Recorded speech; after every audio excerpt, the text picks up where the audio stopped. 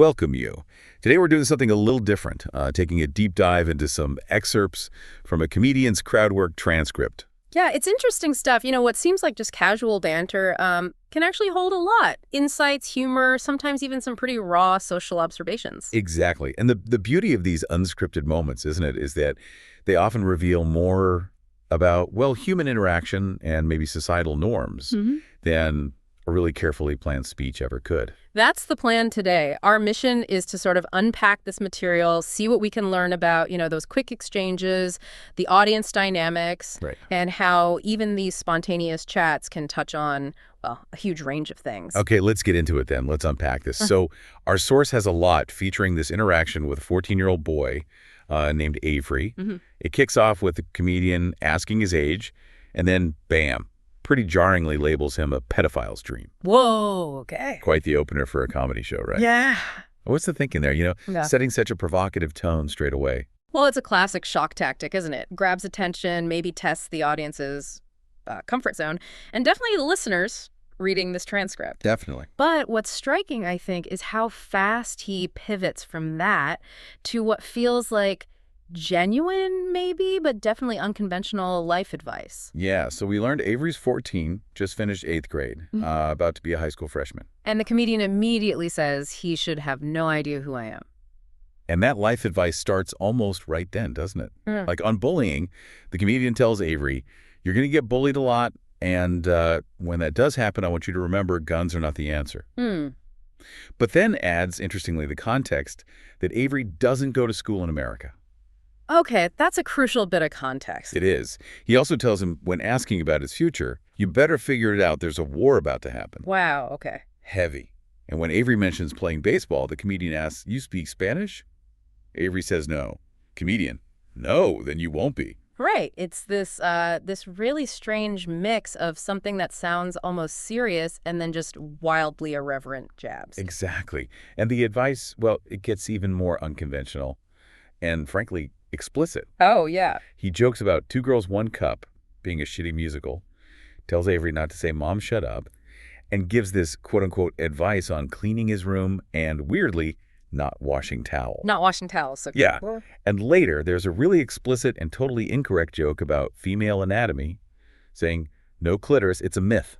Oof. And advises that condoms are for quitters. It's just boom, boom, boom. One boundary-pushing comment after another. That's quite a spectrum of life lessons indeed. It is. And then the comedian shifts gears again to broader stuff like environmental concerns. Right. Asks Avery if he knows about global warming, polarized caps melting, pollution, the big issues. Setting up something serious, maybe? You'd think. Yeah. But then the follow-up is just striking. He says, I don't care. You guys don't play enough outside anyways to really appreciate what's burning down out there. Don't care what happens to you, Avery, at all. Wow.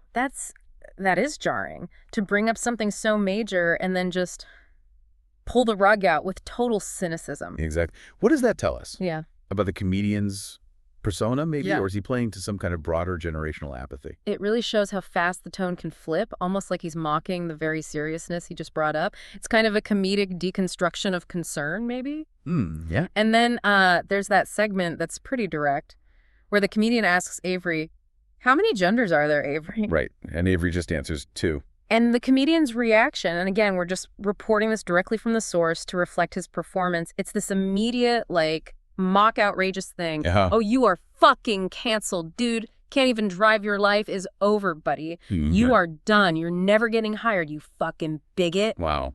That's, a huge reaction to just 2 words. It really does mirror online discourse, doesn't it? How quickly labels get thrown around, even as a joke here. It kind of reflects that broader societal tension, but, in a comedy setting. Precisely. It's performance as commentary, in a way. And it keeps going.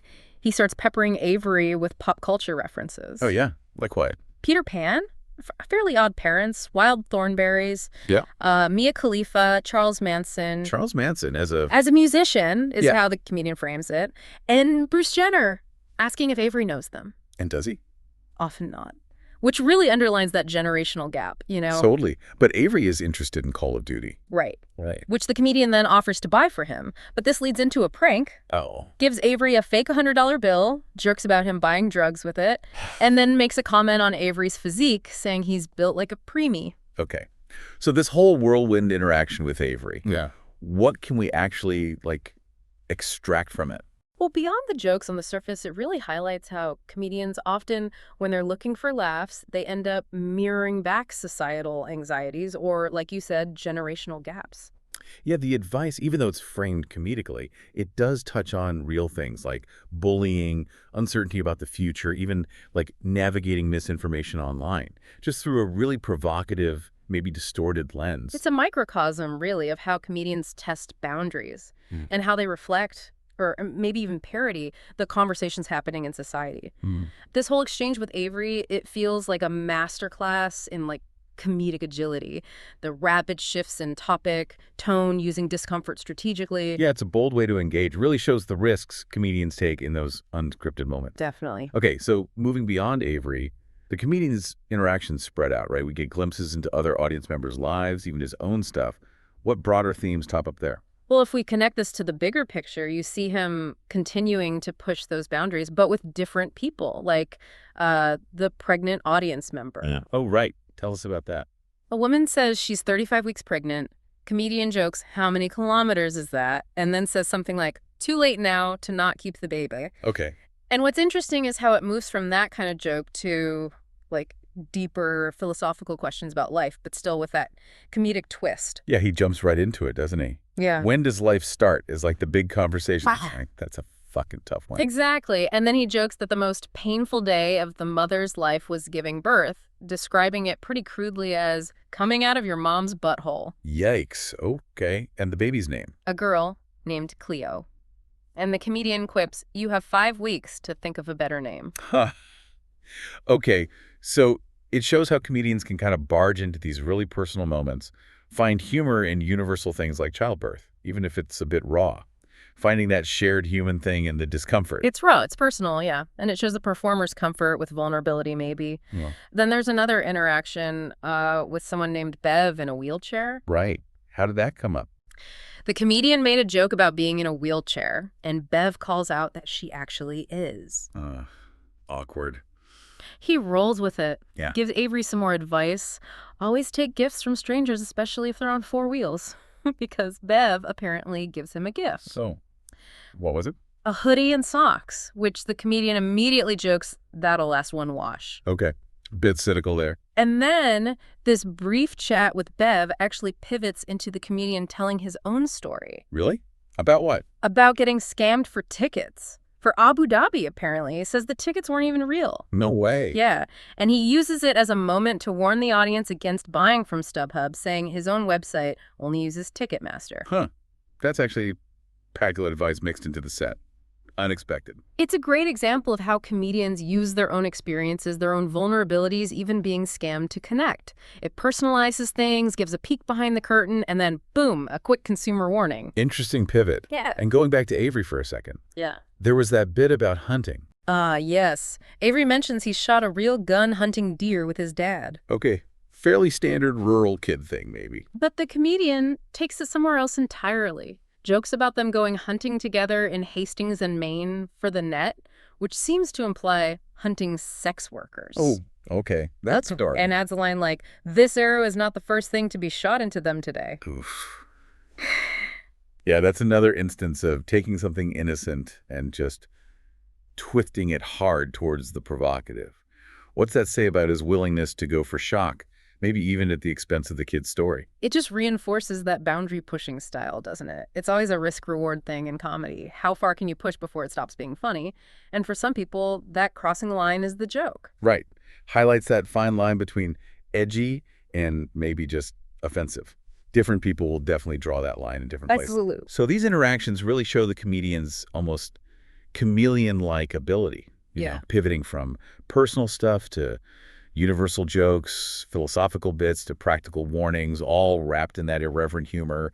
It shows the real versatility of crowd work. And that agility, that observational skill, it carries over into how comedians look at the world around them, too. Which brings up a good question. How do performers, even comedians, kind of act as observers of society, sharing unexpected insights, maybe, on complex issues? Exactly. Because beyond the one-on-one stuff, The source, surprisingly, includes this pretty striking piece of social commentary from the comedian about Vancouver. Oh, yeah. What did he say? Well, he starts off saying, Vancouver's beautiful. There's like no homeless people here. Yeah. Which, if you know Vancouver. Yeah, that's not quite the full picture. Right. And then he describes finding them all in one spot. Says his Uber driver confirmed it was the worst part of town. Okay. So he noticed the concentration. Yeah. And his observation was that you go like 2 blocks over, normal as shit. Like they like stay in there. There's kind of like a respect a little bit. Respect. That's an interesting word choice for spatial segregation almost. It is. And the Uber driver apparently added more insight, saying it's like a destination like other homeless people save up money to come here. Wow. Like a known hub. Yeah. And then the comedian uses this really vivid, maybe harsh description for the area. You guys have like the white lotus of homeless encampments, the black fungus and the black tar fungus. The white lotus of homeless encampments. That is, wow, a brutal but memorable image. It really is. It shows how artists, yeah, even comedians, can sometimes distill these really complex social issues into one single, maybe uncomfortable, but very potent observation. That whole section really shows the comedian shifting gears, doesn't it? From the individual interactions to being more of a social commentator. Yeah. Using his platform to highlight a pretty stark reality of city life. It shows how just like casual travel observations can turn into this powerful, if unfiltered, social commentary.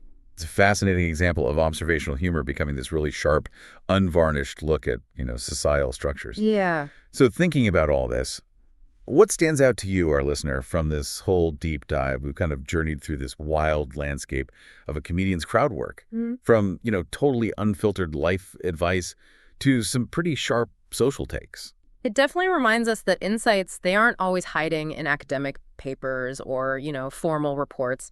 Sometimes the most raw, maybe unvarnished truths about how people interact, about societal stuff, they just pop up in these unexpected, unscripted places. This deep dive really challenges us to look beyond the obvious surface, doesn't it? To try and find the layers of meaning in just everyday conversations, in banter, in those off-the-cuff remarks that maybe we'd otherwise just let fly by. Yeah, it encourages us to really tune into the nuances of spontaneous interactions, to recognize that they can be this potent mirror, reflecting back cultural beliefs or generational divides, even personal struggles, sometimes in ways a polished script just never could. We hope this deep dive has given you maybe a fresh perspective on how to extract meaning from the world around you, even from sources you might not normally think of for like serious analysis. Definitely. And maybe something for your own consideration.